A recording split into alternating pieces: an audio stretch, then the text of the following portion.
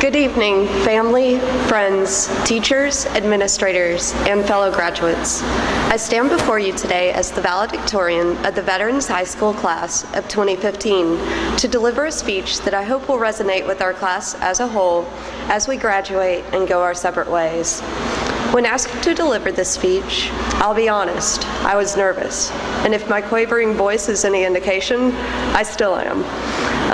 I was honored for this opportunity, but I must admit that I do not possess any wisdom, any secret to success that makes me qualified for it. And I can count any number of our peers who would be equally qualified and equally suited to this task and worthy of this recognition. As such, I will not dole out the spectacular, life-changing advice we all expect to miraculously discover at graduation.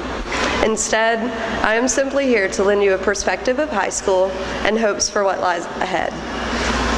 Most of you know me as the shy, introverted girl in class. Maybe intelligent, but definitely quiet. Before April, I had never even touched a microphone, let alone spoken into one. The first time I did, it was to practice giving a short speech for my great aunt and great uncle's anniversary.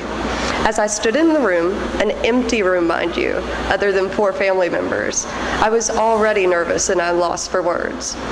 Then someone suggested that I recite a set of reasons that I'd been working on for livestock judging. For those of you who did not participate in ag, these reasons are quick, stress-inducing explanations to a judge on how a class of livestock was placed and why. While livestock judging was one of the most difficult events I participated in and was a stressor throughout my senior year, I was surprised to find that the reasons began to roll off my tongue and give me a more confident air in speaking. From this experience, among others, I've come to believe that all of our experiences at Veterans, good, bad, and everything in between, can provide us with sources of comfort and strength of motivation to apply to challenges that lie ahead. Our last 4 years at Veterans have been geared towards forming a foundation for what begins after we leave here tonight. All of our experiences, from fun and challenging to tedious and stressful, have now culminated in a bedrock for us to build upon and a repertoire for future use, comfort, and inspiration.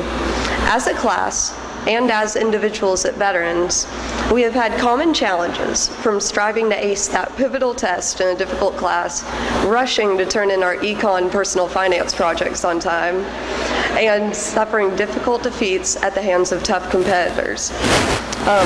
As these challenges, to use a cliche, will only make us stronger with time and more adaptable to the challenges we have yet to face.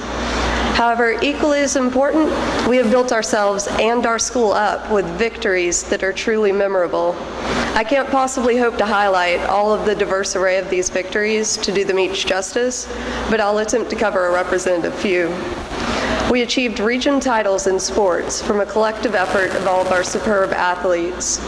We set a precedent for greater levels of leadership, dedication, and service in ROTC. We made our presence known in the fine arts with art pieces in the National Fair, top ratings on band performances, and outstanding drama and choral performances. In FFA, we demonstrated how the veterans' work ethic truly pays off, and in Beta Club, we showed the same dedication to service in our community. All of these victories, in turn, add to our foundation, and we can be assured that these experiences will not be wasted or go unrecognized. That being said, what good is our foundation if we do not build on top of it? We have built our pedestals, and this one night at graduation, we are able to climb on top of them, celebrate our high school accomplishments, and receive our diplomas. However, we can't afford to simply rest on our laurels, and we must avoid defining ourselves just by who we were at Veterans. As big or small as our achievements may have been, we should not want to be forever defined by our high school selves and by past occurrences or accomplishments. We can look back on the memories of trials that made us stronger or triumphs we achieved, but we can't see it as the completion of our book, merely a chapter, and one of the first chapters at that. As the proud Veterans High School class of 2015, we would do a disservice to our parents, teachers, other supporters, and ourselves if we allow ourselves to stagnate after this point. We have proven that what we are capable of is great, but our true spark lies in our potential moving on. While we will all tread our separate paths, some venturing on to college and others jumping straight into the military or the workforce, we all carry that intangible potential, fostered by our peers and time at Veterans, that can grow into something much greater than what we have already achieved. I'd like to finish with a quote by Ralph Waldo Emerson that I believe encompasses this key sentiment. Without ambition, one starts nothing. Without work, one finishes nothing. The prize will not be sent to you. You have to win it. Thank you. Good evening, everyone. First of all, I would like to give honor to my Lord and Savior, Jesus Christ, because I wouldn't be here in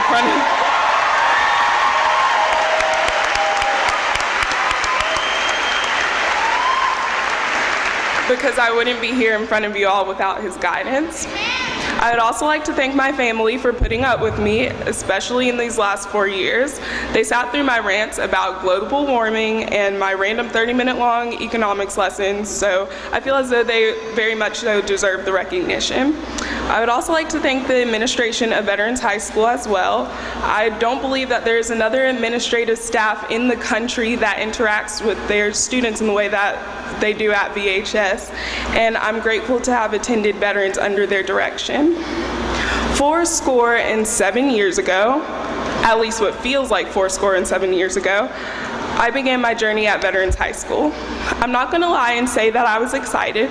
My sister and my brother-in-law both went to Allison County High School, and I fully expected to become a member of the Bear Pack.